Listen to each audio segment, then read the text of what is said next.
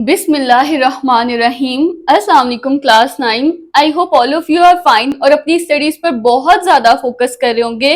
तो हम अपना केमिस्ट्री का चैप्टर नंबर 1 पढ़ रहे थे, जिसमें हमने एलिमेंट्स, कंपाउंड्स एंड मिक्सचर्स को वैसे तो अपने प्रीवियस लेक्चर्स में डिस्कस कर लिया हुआ है, लेकिन अब आपका टॉपिक है कि एलिमेंट्स, कंपाउंड्स एंड मिक्सचर्स का डिफरेंस क्या है, यानी इनके बीच में क्या डिफरेंस है। और ये आपके पेपर में बहुत इंपॉर्टेंट लॉन्ग क्वेश्चन आता है। तो मैंने आपको जब ये बताया ना एलिमेंट्स, कंपाउंड्स और मिक्सचर्स वाला टॉपिक करवाया, तो मैंने आपको बताया था कि यहाँ से आपने सिर्फ कॉन्सेप्ट को समझना है, याद आपने अगले पेज पे जो डिफरेंस लिखा हुआ है ना वहां से करना है। तो ये वो डिफरेंस है, इसको आपने बहुत अच्छे तरीके से याद करना है एज इट इज, जिस तरह आपकी बुक में वर्ड टू वर्ड लिखा हुआ है ना, अभी हम इसको बुक से पढ़ेंगे, आपने वैसे ही याद करना है। तो मैं आपको समझा देती हूँ अभी इसका कॉन्सेप्ट अच्छे तरीके से। मैटर जो है वो क्या है? मैटर जो है वो हमारे इर्द गिर्द जो भी चीजें हैं, जो भी सब्सटेंसेस प्रेजेंट है, जिनका कुछ वेट है और जो कुछ स्पेस लेती है, उसको हम कहते हैं मैटर। मतलब वो मैटर से बनी है ना, तो वो मैटर हम उसको कहते हैं। जैसे अब ये पेन है, ये जो है पेन मार्कर है, ये भी तो कुछ स्पेस ले रहा है ना, इसको भी कुछ जगह चाहिए, चाहिए जितना भी छोटा से छोटा है, इसको कुछ जगह चाहिए अपनी अपने अपनी एग्जिस्टेंस के लिए, और इसका भी कुछ ना कुछ वेट तो होगा ही सही। तो ये क्या है? ये मैटर है। जो भी चीजें हमारे इर्द गिर्द हमारी इन्वायरमेंट में है ना, वो सब मैटर है। अब मैटर जो है ना वो दो तरह का है, एक है प्योर सब्सटेंसेस और एक है मिक्सचर्स। अब आपकी बुक में ना बार बार लिखा हुआ है कि एलिमेंट्स जो है वो प्योर सब्सटेंसेस है, और कंपाउंड्स के साथ भी लिखा हुआ है कि ये प्योर है, और जो मिक्सचर्स है वो इम्प्योर सब्सटेंसेस हैं। अब प्योर सब्सटेंसेस होता क्या है? प्योर सब्सटेंसेस होते हैं ऐसे सब्सटेंसेस जो हर जगह जो है वो एक जैसे ना, यानी इनकी कॉम्पोजिशन, इनकी प्रॉपर्टीज जो है वो पूरे के पूरे सब्सटेंस के अंदर क्या रहे, पूरे के पूरे सब्सटेंस के अंदर सेम रहे। जैसे कि अगर एक वाटर है, वो एक प्योर सब्सटेंस है, मैं अगर एक गिलास पानी ले लूं या एक टैंकर पानी ले लूं, क्या टेस्ट डिफरेंट होगा? क्या प्रॉपर्टीज डिफरेंट होंगी एक गिलास पानी की और एक टैंकर पानी की? नहीं होंगी ना, प्रॉपर्टी सेम है। एक गिलास पानी भी H2O ही है, हाइड्रोजन और ऑक्सीजन से बना हुआ है, एक टैंकर पानी भी H2O ही है, प्रॉपर्टीज उसकी भी सेम है, इसकी भी सेम है। तो ये एक प्योर सब्सटेंस है जो कि हर जगह, यानी पूरा जितना भी ज्यादा हम सब्सटेंस ले लें, ज्यादा से ज्यादा ले लें, कम से कम ले लें, उसके अंदर उसकी प्रॉपर्टीज, उसकी कॉम्पोजिशन, उसके एलिमेंट्स, हर चीज सेम रहती है पूरे सब्सटेंस के अंदर। तो इसलिए हम उसको कहते हैं कि ये एक प्योर सब्सटेंस है। अब प्योर सब्सटेंसेस कौन कौन से हैं? एलिमेंट्स हैं और कंपाउंड्स हैं। अब ये मैंने आपके पास ना डायग्राम से आपको शो किया। एलिमेंट्स जो है ना वो क्या होते हैं? ऐसे सब्सटेंसेस होते हैं जो सेम टाइप ऑफ एटम से मिलकर बने होते हैं, सेम एटम से, सेम टाइप ऑफ एटम से, यानी एक ही तरह के एटम्स होते हैं इस पूरे के पूरे एलिमेंट के अंदर। अब यहाँ पे आपको नजर आ रहा है कि ये एलिमेंट है और ये पूरा एक सब्सटेंस है और उसके अंदर एक जैसे एटम्स हैं। यानी कि अगर ये ऑक्सीजन का एलिमेंट है तो इसके अंदर सारे एटम्स ऑक्सीजन के होंगे। अगर मैं गोल्ड की एक बार ले लूं बड़ी सी, इसके अंदर सारे एटम्स गोल्ड के होंगे, प्योर गोल्ड की अगर एक मैं बार लूं, तो ये जो एलिमेंट होता है ना, इसके अंदर सेम तरह के एटम्स प्रेजेंट होते हैं, एक ही साइज के, एक ही जैसे एटम्स से मिलकर ये बना होता है। इसको हम क्या कहते हैं? एलिमेंट। अच्छा, कंपाउंड में क्या होता है? कंपाउंड में जो है ना वो एक, दो या दो से ज्यादा एलिमेंट्स जो है वो कंबाइन हुए हुए होते हैं, दो या दो से ज्यादा एलिमेंट्स, लेकिन एक प्रॉपर फिक्स रेशियो में। ये नहीं कि रैंडम, कि इस तरह, अगर फॉर एग्जांपल ये रैंडम होता ना तो ये इस तरह से होता कि एक अगर इस तरह रेशियो यहाँ पड़ी है तो दूसरे में दूसरा होता। मतलब कि ये एक जैसी नहीं ना होती कि यहाँ पे अगर ये इस तरह का एटम है तो दूसरी जगह पे दूसरा एटम होगा, तीसरी जगह पे तीसरी तरह का एटम होगा, तो इस तरह तो नहीं है ना। ये एक फिक्स रेशियो में कंबाइन हुआ है, सेम तरह के एटम्स हैं। देखिए इधर भी सेम, इधर भी सेम, इधर भी सेम। अगर ये H2O है, दरमियान मतलब दो हाइड्रोजन और एक ऑक्सीजन के एटम से मिलकर बने, तो दरमियान में एक ऑक्सीजन के एटम है, साइड पे दो हाइड्रोजन के एटम्स है, तो पूरे सब्सटेंस के अंदर सेम टू सेम रहा इसकी कॉम्पोजिशन, कहीं पे भी चेंज नहीं हुई। कहीं पे भी ऐसे नहीं हो गया कि सेंटर में हाइड्रोजन आ गया और साइड पे ऑक्सीजन चला गया। यानी पूरे सब्सटेंस के अंदर फिक्स रेशियो के साथ एक फिक्स तरीके से ही वो एलिमेंट्स कंबाइन हुए हैं, तो उसको हम कहते हैं कंपाउंड। अच्छा, अब जो मिक्सचर है वो इम्प्योर सब्सटेंसेस होते हैं, क्योंकि उसके अंदर ना, अब क्योंकि देखिए ना कंपाउंड में क्या होता है, जब दो चीजें मिलती है ना वो एक नया कंपाउंड बना देती है, दो एलिमेंट्स मिलके, जिसकी प्रॉपर्टीज बिल्कुल डिफरेंट होती है। फॉर एग्जांपल NaCl है, NaCl दो तरह के एटम से मिलकर बना ना, एक सोडियम और एक क्लोराइड। अब सोडियम अकेला बहुत डेंजरस है, क्लोराइड अकेला पॉइजनस है, जहर है, लेकिन जब ये मिलते हैं और NaCl बना देते हैं, कंपाउंड बना देते हैं। अब NaCl क्या है? टेबल सॉल्ट है, नमक है ना, जो हम डेली लाइफ में यूज करें। अब सोचे सोडियम अकेला खतरनाक है, सो क्लोराइड अकेला जहर है, लेकिन जब हमने इनको मिक्स कर दिया, जब ये मिक्स होकर एक कंपाउंड बन गया, तो बिल्कुल इनकी प्रॉपर्टीज चेंज हो गई और एक नई प्रॉपर्टीज का कंपाउंड बन गया, जिसको क्या कहते हैं, सॉल्ट, जो हम अपनी डेली लाइफ में खाने में यूज कर रहे हैं। लेकिन मिक्सचर में ऐसा नहीं होता। मिक्सचर में जब दो या दो से ज्यादा चीजें मिलती है ना, एलिमेंट्स, कंपाउंड डिफरेंट तरह के मिलते हैं, तो उनकी प्रॉपर्टीज चेंज नहीं होती, यानी हर किसी की प्रॉपर्टी अपनी जगह पे वैसी की वैसी ही रहेगी। जैसे अगर मैं एक सैंड का, रेत का और शुगर का, रेत और चीनी का मैं मिक्सचर बना देती हूँ, तो वो मिलके कोई नई चीज तो नहीं ना बना देगी, नया सब्सटेंस तो नहीं बनाएगी ना। जैसे NaCl ने बनाया, सोडियम और क्लोराइड ने मिलकर एक नया सब्सटेंस बना दिया, सॉल्ट बना दिया, जो कि एक नई प्रॉपर्टीज वाला है। लेकिन सैंड और शुगर के मिक्सचर में तो सैंड अपनी अलग प्रॉपर्टीज रखती है, शुगर अपनी अलग प्रॉपर्टीज रखती है, और उस मिक्सचर के अंदर जो है वो कोई भी उनकी प्रॉपर्टीज मिक्स होकर एक नया सब्सटेंस नहीं बना देती। तो इसलिए हम मिक्सचर को कहते हैं कि ये इम्प्योर है। और दूसरी बात यह है कि इसके अंदर जो है ना वो सब्सटेंसेस जो है वो एक प्रॉपर रेशियो में मिक्स नहीं होते, ना उनके दरमियान कोई बॉन्डिंग होती है, ना ही उनकी प्रॉपर्टीज चेंज होती है। लेकिन अब मिक्सर हमारे पास दो तरह के हैं, एक है होमोजीनियस मिक्सर और एक है हेट्रोजीनियस मिक्सर। होमोजीनियस मिक्सर एक ऐसा मिक्सर होता है जिसकी कॉम्पोजिशन यूनिफॉर्म रहती है, यानी इवन रहती है। फॉर एग्जांपल, मैं अगर वाटर के अंदर सॉल्ट को मिक्स करती हूँ, पानी में नमक को मिक्स करती हूँ, तो वो पूरी तरह से घुल जाएगा ना, घुल मिल जाएगा, पूरी तरह से मिक्स हो जाएगा, हमें सॉल्ट के पार्टिकल्स अलग से बीच में नजर नहीं आएंगे। तो ऐसे मिक्सर को हम कहते हैं होमोजीनियस मिक्सर। लेकिन अगर मैं वाटर के अंदर सैंड को मिक्स करती हूँ, या फिर मैं वाटर में ऑयल मिक्स कर देती हूँ कि एक गिलास पानी में मैं 1 चम्मच ऑयल डाल देती हूँ, तो क्या वो ऑयल उसमें मिक्स होगा? नहीं होगा। उसमें मिक्स पानी नीचे रह जाएगा और ऑयल की लेयर उसके ऊपर एक अलग से बन जाएगी, ऑयल की लेयर। तो इस तरह का जो मिक्सचर होता है, जिस जो पूरी तरह से मिक्स नहीं हो पाता, जैसे वाटर नीचे रह गया, ऊपर उस चीज के अलग से लेयर बन गई, या फिर अगर मैं सैंड को मिक्स करूंगी तो सैंड नीचे बैठ जाएगा पानी में। तो इस तरह के जो मिक्सचर्स होते हैं ना, जो प्रॉपर एक दूसरे के अंदर मिक्स नहीं होते, तो उन्हें हम कहते हैं हेट्रोजीनियस मिक्सर। तो आई होप आपको भी इनका थोड़ा सा डिफरेंस जो है वो क्लियर हो गया होगा इन सब का। अब हम अपनी बुक से इनको रीड करते हैं और इनको फर्दर समझ लेते हैं। अच्छा, अब हमने ना इनके डिफरेंस को पढ़ लिया बहुत अच्छे तरीके से, व्हाइट बोर्ड पर भी देख लिया, हमने अपने प्रीवियस लेक्चर में भी इसको डिस्कस किया है, लेकिन आपने इसको याद यहीं से करना है, क्योंकि ये अक्सर क्वेश्चन में ना पेपर में डिफरेंस की फॉर्म में ही आता है, तो आपने इसको यहीं से याद करना है। और अगर किसी एक पे नोट आ गया तो आप सिर्फ उसके पॉइंट्स लिख दीजिएगा ना, बाकी दोनों के नहीं लिखिएगा। अच्छा, अब एलिमेंट क्या है? एलिमेंट एक सिंपल फॉर्म है मैटर की, सबसे सादा, सबसे सिंपल फॉर्म, जिसको हम और ज्यादा सिंपल में तोड़ नहीं सकते। प्योर सब्सटेंस है, हमने अभी समझा प्योर सब्सटेंस क्या होता है, कि इसकी कॉम्पोजिशन जो है वो हर जगह सेम रहती है, क्योंकि इसके अंदर सेम तरह के ही एटम्स प्रेजेंट होते हैं। कंपाउंड भी एक प्योर सब्सटेंस है, क्योंकि उसके अंदर जो भी केमिकल कॉम्बिनेशन होती है एलिमेंट्स की, डिफरेंट या एटम्स की, उसकी कंपोजिशन भी हर जगह सेम रहती है। तो कंपाउंड भी एक प्योर सब्सटेंस है। अच्छा, ये केमिकल कॉम्बिनेशन से बना होता है, दो या दो से ज्यादा एटम्स की या फिर डिफरेंट एलिमेंट्स की कंपोजिशन से ये बना होता है, उनके मिलने से बना होता है। दो या दो से ज्यादा एलिमेंट्स या एटम्स के मिलने से कंपाउंड बनते हैं। मिक्सचर एक इम्प्योर कंपाउंड है, क्योंकि इसकी कॉम्पोजिशन जो है वो हर जगह सेम नहीं रहती। एक सैंपल जो है वो मैटर का, जिसके अंदर एक या एक से ज्यादा टाइप के एलिमेंट्स या कंपाउंड्स वगैरह, डिफरेंट तरीके के एलिमेंट्स, कंपाउंड सब मिक्स होंगे, तो उसको हम क्या कहते हैं? मिक्सचर। दो या दो से ज्यादा एलिमेंट्स मिलकर कंपाउंड्स बनाते हैं। एटम्स से मिलकर एलिमेंट्स बनता है, दो या दो से ज्यादा एलिमेंट्स या एटम्स मिलकर कंपाउंड्स बनाते हैं, और एलिमेंट्स और कंपाउंड्स के मिक्सचर को हम कहते हैं मिक्सचर। उसके बाद आगे जो है वो कह रहे हैं कि it is not possible to break down the element, के एलिमेंट को जो है वो और ज्यादा सिंपल पार्टिकल्स में तोड़ देना पॉसिबल नहीं है, क्योंकि ये ऑलरेडी अपनी सबसे सिंपल फॉर्म में ही प्रेजेंट होते हैं। मैटर की सबसे सिंपल फॉर्म एलिमेंट ही है, तो इसको और ज्यादा सिंपल फॉर्म में तोड़ा नहीं जा सकता। ऑर्डिनरी केमिकल रिएक्शंस, यानी आम जो केमिकल रिएक्शंस हम देते हैं किसी भी चीज की ब्रेकडाउन के लिए, जैसे हीटिंग वगैरह वगैरह, या टेम्परेचर इंक्रीज करना या प्रेशर इंक्रीज करना, तो इस तरह के जो नॉर्मल केमिकल रिएक्शंस है उनसे इसकी ब्रेकडाउन नहीं हो सकती।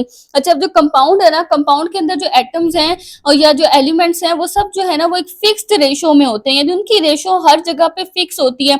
हमने वाटर को अभी देखा ना व्हाइट बोर्ड पे, कि अगर वो इस तरह के हमारे पास इस तरह के जो मॉलिक्यूल्स है पूरे के पूरे कंटेनर के अंदर इसी तरह के सेम मॉलिक्यूल्स से, इनकी रेशो चेंज नहीं होती। एग्जांपल दी हुई है कि हाइड्रोजन और ऑक्सीजन की जो रेशो है ना वाटर के अंदर, वो फिक्स रेशो होती है 1:8। अब ये फिक्स रेशो 1:8 का मतलब क्या है?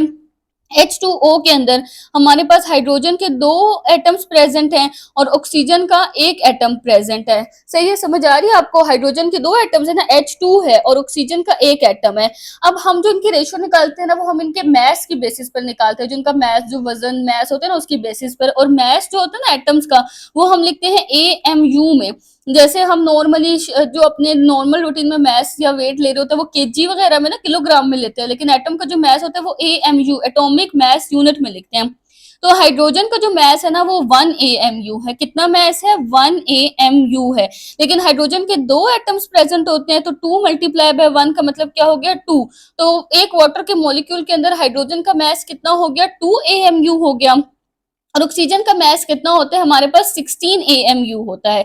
ऑक्सीजन के एक एटम का मास 16 AMU होते हैं और ये एक ही प्रेजेंट होता है वाटर के अंदर, तो 1 मल्टीप्लाई बाय 16 क्या हो गया? 16 ही हो गया। इसका मतलब इनकी जो रेशियो है ना वो 2:16 होती है वाटर के अंदर। इनका जो मास की रेशियो है वो 2:16 होती है। अब हम जब भी रेशियो लिखते हैं अपने मैथ में, देखें उसको सिंपलेस्ट फॉर्म में लिखते हैं ना, सिंपलेस्ट फॉर्म में। अच्छा, अब देखें टू सिंपलेस्ट फॉर्म में लिखेंगे तो 2 1 2 और 2 8 क्या होते हैं? 16। तो हमने इसको कट करके सिंपलेस्ट फॉर्म में कर लिया, तो 1:8 जो है हमारे पास वाटर की एक फिक्स रेशियो है। पानी के मॉलिक्यूल की ये रेशियो जो है वो हमेशा फिक्स रहती है, इस वजह से ही वाटर एक प्योर कंपाउंड है। अच्छा, अब जो मिक्सचर है ना, इसके अंदर जो हर कंपोनेंट है वो अपनी एक स्पेसिफिक आइडेंटिटी और स्पेसिफिक जो उसकी मखसूस प्रॉपर्टीज होती है उनको रिटेन करता है, यानी वो अपनी असल सूरत को बरकरार रखती हैं। असल सूरत को क्या रखती है? बरकरार रखती है। उसी तरह से ये सेम रहती है। जैसे अभी हमने देखा ना कि कंपाउंड के अंदर तो प्रॉपर्टीज चेंज होगी ना, हाइड्रोजन और ऑक्सीजन दोनों की प्रॉपर्टीज चेंज होकर एक नई प्रॉपर्टी का सब्सटेंस बन गया वाटर। लेकिन मिक्सचर में ऐसा नहीं होता। मिक्सचर के अंदर उनकी प्रॉपर्टीज जो है वो रिटेन रहती हैं। जितने भी एलिमेंट्स और कंपाउंड्स मिक्स होते हैं उनकी प्रॉपर्टीज जो है वो चेंज नहीं होती, उनकी प्रॉपर्टीज सेम रहती हैं। अच्छा, जब एक एलिमेंट जो है वो एटम्स के फॉर्म में एग्जिस्ट करता है ना, एटम्स से मिलकर बना होता है ना, तो हम उसको किससे? सिंबल से रिप्रेजेंट करते हैं। सिंबल क्या होता है? हर नाम का ना एक क्या होता है? उसका एक सिंबल होता है। जैसे कि सोडियम है तो सोडियम का सिंबल क्या है? Na। कैल्शियम है तो उसका सिंबल क्या है? Ca। क्लोराइड का सिंबल क्या होता है? Cl। इस तरह से हम उसको उसके सिंबल से रिप्रेजेंट करते हैं, उसकी अलामत से रिप्रेजेंट करते हैं, उसके पूरे नाम से हम उसको रिप्रेजेंट नहीं करते।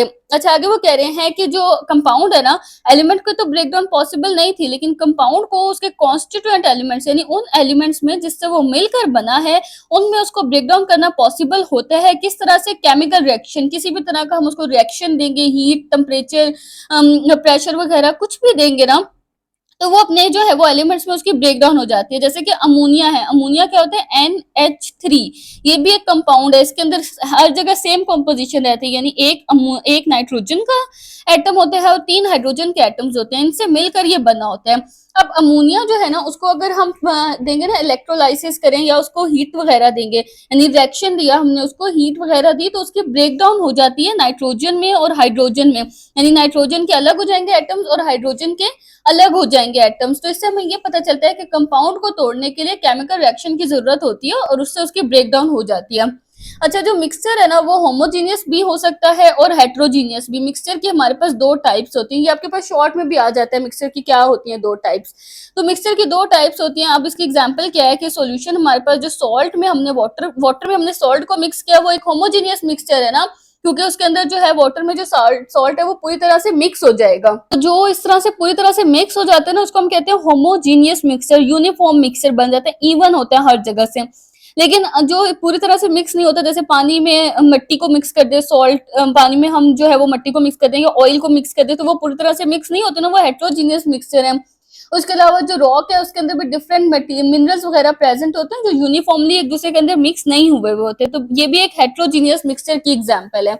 आगे वो कह रहे हैं कि जो गैसियस एलिमेंट्स है ना, यानी ऐसे एलिमेंट जो गैसेस होते हैं जैसे ऑक्सीजन गैस है, नाइट्रोजन गैस है, तो वो इंडिपेंडेंट मॉलिक्यूल्स के फॉर्म में एग्जिस्ट करते हैं, यानी बहुत से गैसेस अपने मॉलिक्यूल्स की फॉर्म में एग्जिस्ट करती हैं, अकेले फ्री एटम्स की तरह जो है वो एग्जिस्ट करती हैं। गैसियस एलिमेंट जो है वो इंडिपेंडेंट मॉलिक्यूल्स की फॉर्म में एग्जिस्ट करते हैं। लेकिन जो नोबल गैसेज हैं, जो बहुत स्टेबल गैसेज होती है ना, बहुत ज्यादा, जिनके स्टेबल क्यों होती है, मैंने आपको बताया था ना, जिनके इलेक्ट्रॉन्स जो है वो कंप्लीट होते हैं, तो उनको आगे रिएक्शन करने की जरूरत नहीं पड़ती। रिएक्शन तभी होता है ना कि इलेक्ट्रॉन एक कम है या ज्यादा है, तो वो रिएक्ट करते हैं ताकि बॉन्ड बनाए और खुद को स्टेबल में लेकर आए।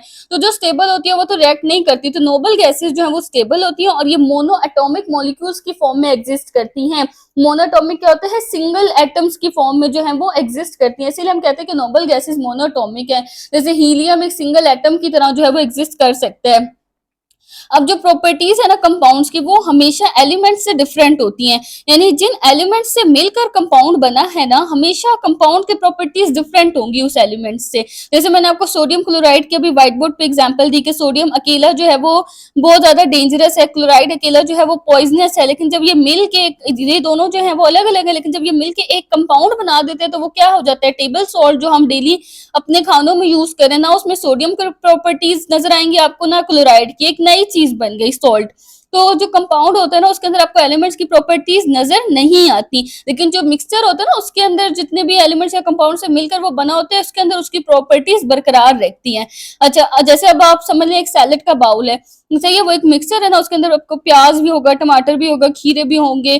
अच्छा, जब आप उसको खाएंगे तो अब वो एक तो नहीं बन गया ना, एक तो नहीं बन गया। जब आप सॉल्ट खाते हैं, नमक, तो आपको अंदर अलग टेस्ट तो नहीं आता ना कि ये सोडियम का अलग टेस्ट आ रहा है, क्लोराइड का अलग टेस्ट आ रहा है, क्योंकि मिलके वो एक नया कंपाउंड बन चुका है। लेकिन मिक्सचर जो है वो मिलके एक नया कंपाउंड नहीं बनाते। अब आप जब भी सैलेड खाएंगे, आपको उसमें सॉल्ट, उसमें आपको उसमें प्याज का टेस्ट अलग तरीके से अलग आएगा, टमाटर का टेस्ट अलग आएगा। ये नहीं है कि सब इन सब ने मिल के जो है इनका एक ही टेस्ट हो गया, ऐसा नहीं होता। सबका, सबकी प्रॉपर्टीज बरकरार रहती है, सबका टेस्ट बरकरार रहता है। तो इस तरह के जो होते हैं ना सब्सटेंस, उसको हम कहते हैं मिक्सचर। अच्छा, तो कंपोनेंट जो है वो मिक्सचर के, वो उनके अंदर कोई केमिकल बॉन्डिंग नहीं होती, उनको हम फिजिकल मेथड से भी आसानी से क्या कर लेते हैं, सेपरेट, यानी उनको सेपरेट करना बहुत आसान होता है, उनको सेपरेट करना जो है वो मुश्किल नहीं होता, जो मिक्सचर के हमारे पास कंपोनेंट्स होते हैं। अच्छा, अब यहाँ पे उन्होंने कुछ एग्जांपल्स दिए एलिमेंट्स की, हीलियम और आर्गोन। आगे वो कह रहे हैं कि कंपाउंड्स जो है ना वो मॉलिक्यूल्स के फॉर्म में भी एग्जिस्ट कर सकते हैं, यानी कि डिफरेंट जो एलिमेंट्स मिलके मॉलिक्यूल्स बनाते हैं। हाइड्रोजन क्लोराइड HCl एक मॉलिक्यूल है, अमोनिया NH3 एक मॉलिक्यूल है, वाटर H2O जो डिफरेंट एलिमेंट्स से मिलकर, एटम से मिलकर बने हुए हैं। लेकिन कंपाउंड जो है ना वो एक नेटवर्क के फॉर्म में भी एग्जिस्ट कर सकते हैं, यानी एक पूरी एक अरेंजमेंट होती है, एक नेटवर्क बनता है, एक पूरी चेन बनती है। नॉर्मली कंपाउंड जो है वो छोटे छोटे मॉलिक्यूल्स के ही फॉर्म में होते हैं, लेकिन कुछ कंपाउंड जो है वो नेटवर्क बनाते हैं, जहाँ एक बड़ा सा 3D नेटवर्क बन जाता है स्मॉल मॉलिक्यूल्स के बजाय। इसमें हमें NaCl सोडियम क्लोराइड की एग्जांपल दी हुई है और SiO2 सैंड की एग्जांपल दी हुई है। सोडियम क्लोराइड में भी क्या होता है ना कि Na पॉजिटिव और क्लोरीन के ऊपर नेगेटिव चार्ज होता है, इनके आयंस बार बार रिपीट होते जाते हैं और एक बड़ा सा नेटवर्क बन जाता है।